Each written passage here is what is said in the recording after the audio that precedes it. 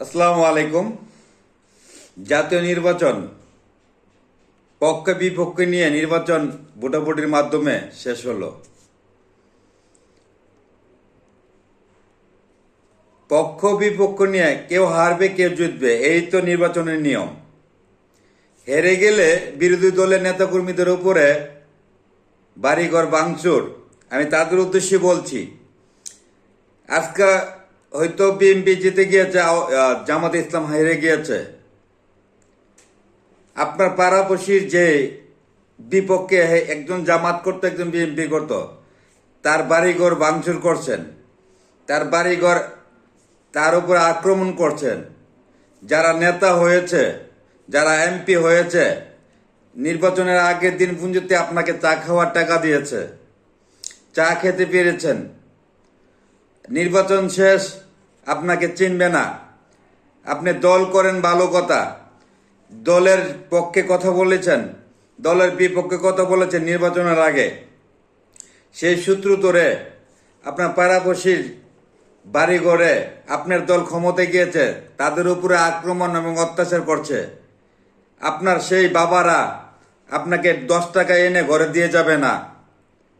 নির্বাচনের আগের দিন পর্যন্ত দর্শককে মানুষের চিনে, এবং যাদের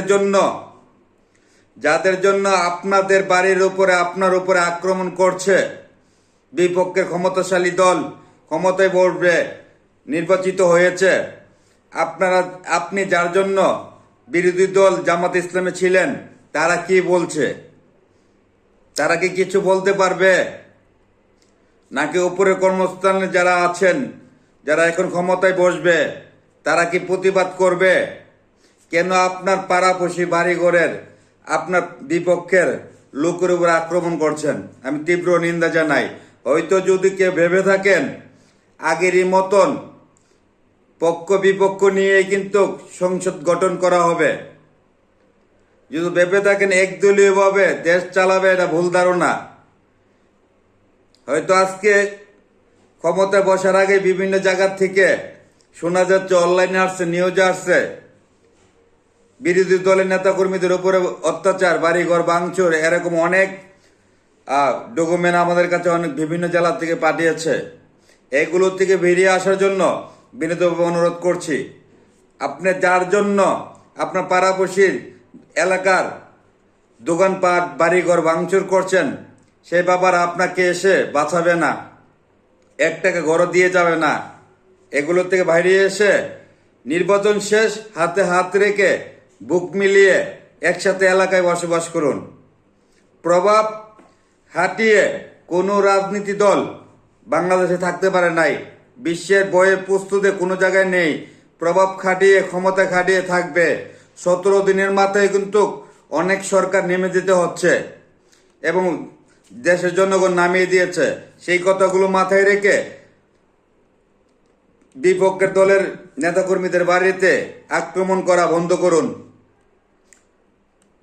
আজকে জালকাঠিতে বিভিন্ন জায়গায় দেখলাম কি, সে জামাতে ইসলাম করার অপরাধে তার বাড়ি ঘর ভাঙচুর করে একজন গর্ভবতী মহিলাকে পেটে লাথি মেরেছে। ক্ষমতায় তারা আগামীকাল বসবে, বসার পরে শপথ গ্রহণ করবে।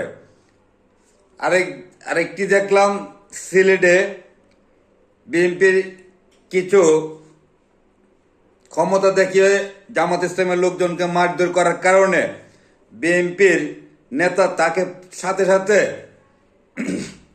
সাথে দল থেকে বহিষ্কার করেছে। তাকে ধন্যবাদ জানাই।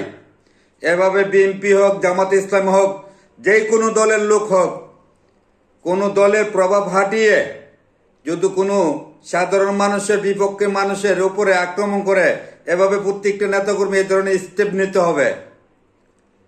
আর যদি মনে করেন দলের প্রভাব হাটিয়ে আপনার বিপক্ষে থাকতে পারে, কেউ কারো বাদ খায় না, দেশটা কারো বাবার নয়, কথা বলার অধিকার সবার আছে।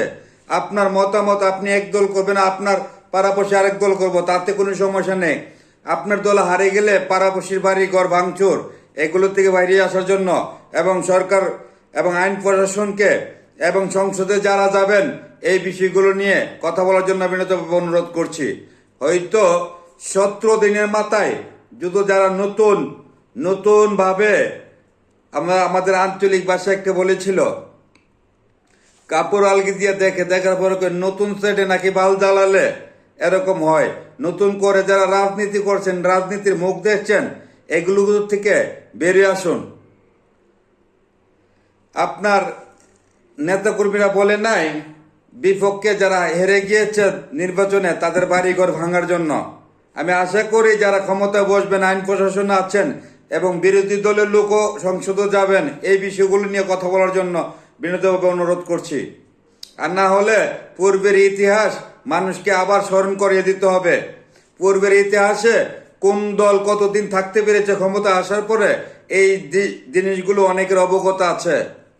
আশা করি যার যার অবস্থান থেকে ভিডিওটা শেয়ার করে দিন এবং হিংসা নিন্দা বলে, নির্বাচন যতদিন ছিল এতদিনে আপনি পক্ষ বিপক্ষে ছিলেন, নির্বাচন শেষ, একদল ক্ষমতায় যাবে, আরেক দল একজন জয় হবে, আরেকজন পরাজিত হবে, এটি তো নিয়ম।